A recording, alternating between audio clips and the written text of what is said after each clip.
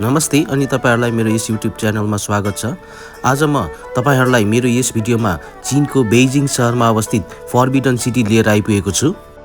यो दरबार मिङ र चिङ डाइनेस्टीका सम्राटहरूको निवास रहेको थियो भने सन् 1420 देखि 1924 करिब 500 वर्षसम्म चीनको राजनीतिक शक्तिको केन्द्र रहेको थियो।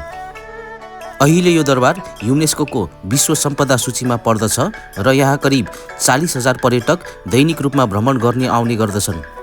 यसै महत्त्वपूर्ण दरबारको सम्झनासँगै लिई आज यो भिडियो प्रस्तुत भएको छु। आशा छ तपाईहरुलाई यो भिडियो अवश्य नै मन पर्छ होला र यस भिडियोलाई लाइक, शेयर अनि सुझाव सहित कमेन्ट गरिदिनु होला। धन्यवाद। नमस्ते, आज चाहिँ म चाइनाको बेजिङमा आएको छु। We are at China Beijing with Adrian. He's from Philippines. We are here to visit Forbidden City and we are in the main downtown of Beijing. This is a nice place, nice city. Beijing चीनको राजधानी सहर हो भने यस दरबार यही बेजिङको मध्य भागमा रहेको छ। यस फर्बिडन सिटी भ्रमण गर्न हामीहरूले टुर प्याकेज बुक गरेका थियौं। सो प्याकेज अन्तर्गत हामीहरूलाई मिटिङ पोइन्ट अर्थात् सबैलाई भेट्न भनिएको स्थल तोकिएको थियो र त्यसै स्थलतर्फ हामीहरू लाग्यौं। यस प्याकेजमा विभिन्न राष्ट्रका पर्यटकहरू थिए भने अंग्रेजी बोल्न सक्ने गाइड पनि। मैले विभिन्न देशका टुर प्याकेज भ्रमणहरू अनुभव गरे तापनि चीनको भ्रमण भने भिन्न अनुभूति भएको थियो। वास्तवमा चीन प्रविधिमा निकै नै अगाडि रहेको मैले महसुस गरेँ, किनभने भिडमा हामीहरूलाई सँगेल्न सजिलो होस् र सजिलै गाइडले भनेका कुरा सुन्न सकियोस् भनेर हामीहरू सबैलाई कानमा लगाउन इयरफोन जस्तै उपकरण दिएको थियो र माइक चाहिँ गाइडसँग थियो। त्यसपछि हामी सबै पर्यटकहरू मिटिङ पोइन्टमा भेला भई फर्बिडन सिटीतर्फ पैदल यात्रा सुरु गर्यौं। म चाहिँ यो फर्बिडन सिटीको टुरमा आइपुगेको छु। 12:30 बजेको मेरो टुर हो अनि यो ठाउँमा भेट्ने भनेको छ। अनि यहाँ आइपुगेको छौँ। यहाँ कुरेर बसिरहेका छौँ। हाम्रो गाइडहरू कता हुन्छ थाहा भएन।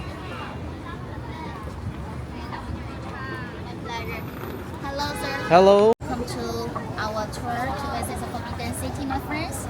So I'm the tour guide, so happy and glad to be with you in the whole afternoon. My Chinese name is Zhang Wenqing. You can call me Zhang or Qing. Oh, okay. And also I have a European name, Vanessa.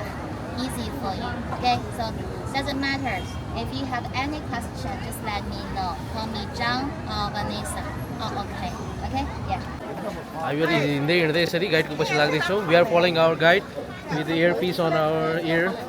It's really nice, the earpiece. She's talking somewhere, we are listening to her. She's giving us instruction on the earpiece.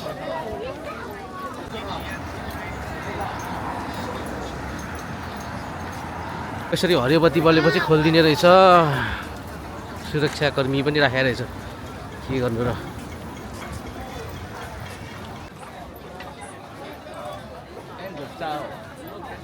यसलाई चाहिँ angle tower भनिने रहेछ। यहाँबाट चाहिँ दुश्मनहरूलाई हेर्नलाई बनाइएको रहेछ, के गर्छ भनेर। यो फर्बिडन सिटीमा चाहिँ पहिला नर्मल मान्छेहरूलाई जान दिँदैन थियो। यहाँ राज परिवारहरू मात्रै बस्न पाउँथ्यो, त्यही भएर यसलाई Forbidden City भनिएको।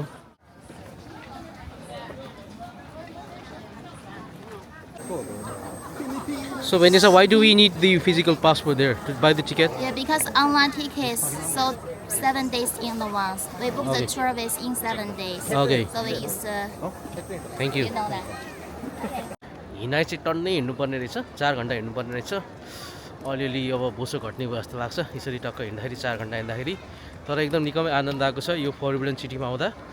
यो फर्बिडन सिटीको चाहिँ पहिला कस्तो थियो भने 1400 सनमा चाहिँ त्यहाँको किङ एम्पेररको एउटा राजाले चाहिँ यो दरबार बनाउन सुरु गरेको हो। अनि यहाँ चाहिँ रोयल फ्यामिलीका मान्छे र एकदम धनी मान्छेहरू मात्रै भित्र छिर्न पाउँथे, अरू मान्छेहरू यहाँ छिर्न पाउँदैनथे।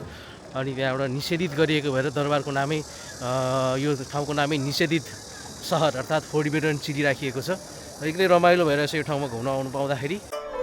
चीनको इतिहासमा यस फर्बिडन सिटी एकदमै प्रख्यात दरबारहरूमध्ये एक हो। चीनका 13 डाइनेस्टी मध्ये अन्तिम 2 डाइनेस्टी यसै दरबारमा निवास गर्थे। यसको निर्माण सन् 1406 देखि 1420 मा मिङ राजवंशको समयमा भएको थियो। मिङ राजवंशका सम्राट योङलेले यसको निर्माण गर्नुभएको थियो। जब सम्राट योङलेले चिनको राजधानी नानजिङ सहरबाट बेइजिङ सहरमा सारेका थिए तब उनले यस दरबारको निर्माण गरेका थिए। करिब 14 वर्षको समयमा बनाइएको यस दरबारमा 10औं लाख कर्मचारीको प्रयोग भएको थियो अनि यस दरबारको निर्माणमा चीनका विभिन्न क्षेत्रबाट काठ, मार्बल, इटा र अन्य सामग्रीहरू ल्याइएको थियो। अब गाइडले टिकट लिइसक्नु भएको छ। अब अनि हामी यसरी यहाँको फर्बिडन सिटी भित्र छिर्दैछौँ। अब यहाँभित्र सेक्युरिटी चेक हुनु आँटेको छ। चाइनामा चाहिँ एकदम सेक्युरिटी चेक कडा गर्छ, यहाँ मात्र नभइकन एयरपोर्टमा सबै ठाउँमा। अनि पावर ब्याङ्क चाहिँ एकदम स्ट्रिक्ट गर्छ यिनीहरूले, पावर ब्याङ्क निकाल्नै पर्छ। यो चाइनिज अनुसार चाहिँ यो द्वार चाहिँ कन्केभ अर्थात् माथि चाहिँ चुच्चो भएको, छेउछेउमा चुच्चो भएको डिजाइनमा निर्माण गरिएको रहेछ। यसको अर्थ चाहिँ चाइनिजमा चाहिँ यसले चाहिँ ची अर्थात् इनर्जी शक्ति दिन्छ अरे, त्यसको लागि यो बनाएको रहेछ यसरी।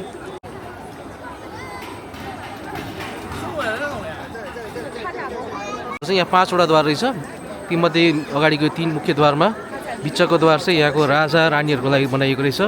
लेफ्टपट्टिको द्वार चाहिँ अरू रोयल फ्यामिली मेम्बर्सको लागि र राइटपट्टिको भने अरू मन्त्री के अरे सेनापतिहरूको लागि बनाइएको रहेछ। र अब हामी चाहिँ टक्क मुख्य राजा रानी जाने द्वारबाट चाहिँ अगाडि बढ्दैछौँ, राजा जस्तै भएर।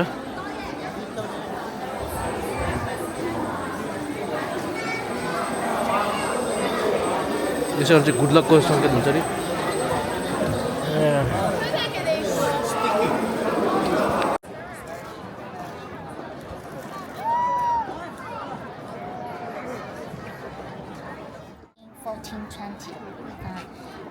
Has a long history already. Just the marble was transferred from the suburb area to downtown. During that time, they don't have any machine trunks. How they move that here? It's really difficult. So according to the record, the stone marble, the small marbles, they could be transported to here in other seasons with the road, the long. But in the big ones, just waited until winter. So we dug the water wells on the way, pour the water, and then make the ice road. They can slide them to Forbidden City.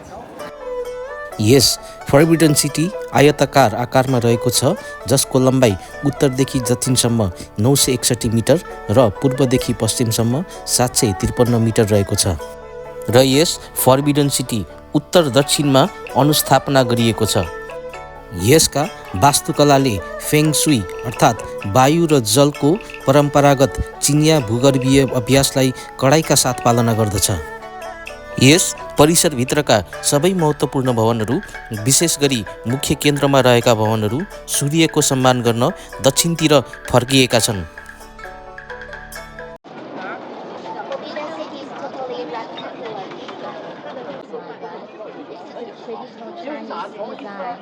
Main buildings on the axis line and then side buildings symmetrical design.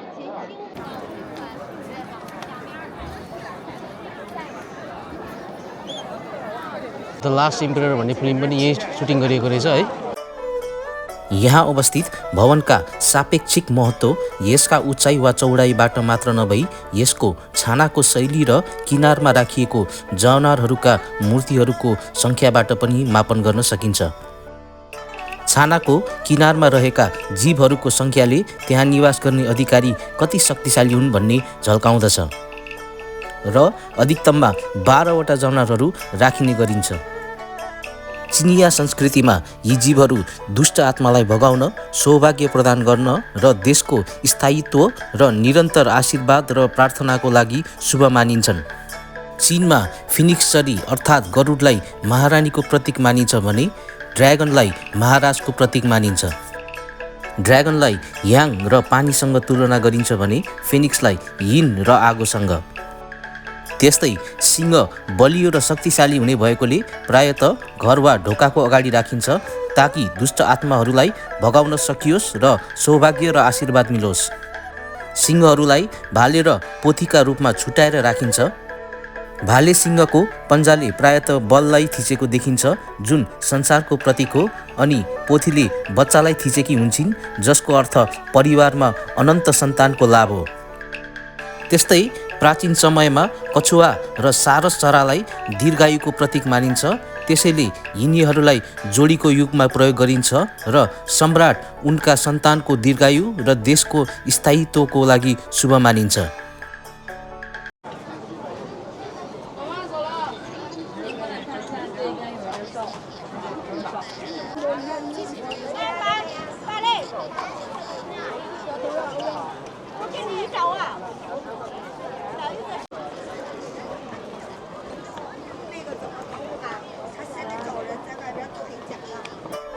सन् 1900मा boxer विद्रोहको समयमा भएको 8 राष्ट्रको गठबन्धनले बेजिङमा गरेको आक्रमणले यस forbidden सिटीमा विनाशकारी प्रभाव परेको थियो, जसले गर्दा यहाँ व्यापक लुटपाट र विनाश भएको थियो।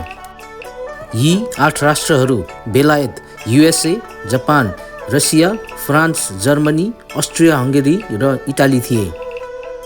तत्कालीन समयमा महारानी डोवागर सिसी, जो सम्राट सियानफेङकी कन्क्युबाइन अर्थात् भित्रिनी थिइन्, उनले यस गठबन्धनको विरुद्ध डटेर युद्ध गरेकी थिइन्। तर युद्धमा परास्त भएपछि गठबन्धनका सेनाहरूले यहाँ लुटपाट मचाएका थिए। उनीहरूले विभिन्न अभिलेख, अमूल्य कलाकृतिहरू र असङ्ख्य खजानाहरू नष्ट पारेका र लुटेका थिए। तिनै तितो इतिहासलाई ताजा राख्न चीन सरकारले बाँकी भग्नावशेषहरूलाई बिना मर्मत त्यही अवस्थामा राखेको छ। In 1900, when the 8 power Allied forces invaded Forbidden City, the foreigners just thought maybe it's made by pure gold. Why so valuable? And they tried to take the gold away. So they used a long beer knife, scrape the gold off, left the marks on the surface. So they are the humiliating marks in Chinese history. Government, they didn't like to repair them, just keep as original. They are the reminders for our Chinese guys. We need to remember the humiliating history, cannot forget. Okay? They need to be more and more stronger. Have you heard what's the Allied forces? 8 countries.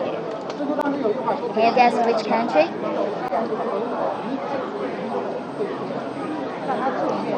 Maybe some from your country.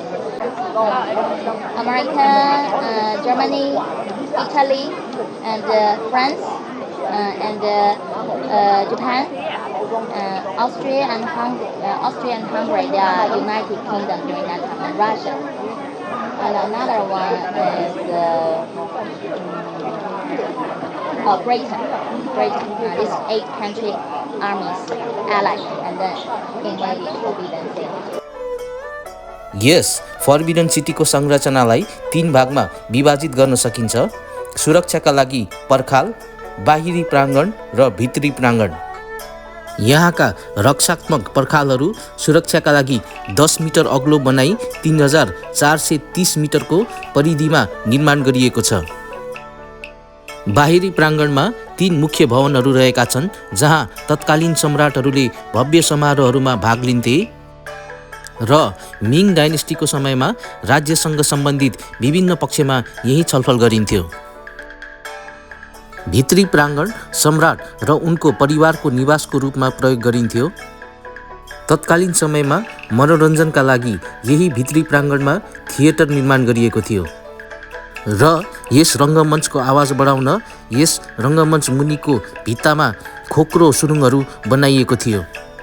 त्यस्तै यही भित्री प्राङ्गणमा चिनिया सम्राटका कन्कुबाइन अर्थात् भित्रिनी र रखौटीहरूका लागि निवास पनि रहेको थियो।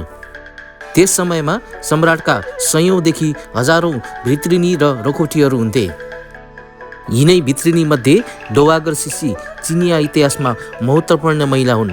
उनले दशकौँसम्म चीनमा शासन गरिन् र आधुनिक युगको चीनमा मध्यकालीन युगका चिनिया संरचनाहरूको निर्माण गरिन्। यही भित्री प्राङ्गणको भ्रमण सँगसँगै मेरो फर्बिडन सिटीको भ्रमण पनि अन्त्य भएको थियो र यस फर्बिडन सिटीको भ्रमण गर्दा तत्कालीन चिनिया शाही दरबारको भ्रमण साथसाथै चिनिया इतिहास र संस्कृति बुझ्न पाउँदा मलाई निकै नै खुसी लागेको छ। आशा छ तपाईहरूलाई पनि यो भिडियो अवश्य नै मन पर्यो होला। कृपया मेरो यस भिडियोलाई लाइक, सेयर अनि सुझावसहित कमेन्ट गरिदिनु होला। धन्यवाद। यस्तोमा बस्थे होला राजा महाराजाहरू, यस्तोमा खान्थ्यो होला है चिया खाने। So that's the end of our tour. It was like We survived. 4.5 hours of walking, you know. Okay, I hope you enjoyed this place, and this is really a symbol of Chinese empire. We really enjoyed it. What about you? Yeah, memories. Thank you for watching this. यसरी मेरो video अन्त्यसम्म हेरिदिनु भएकोमा तपाईँहरूलाई बेजिङबाट बिदाई माग्दैछु धेरै धेरै धन्यवाद बाई बाई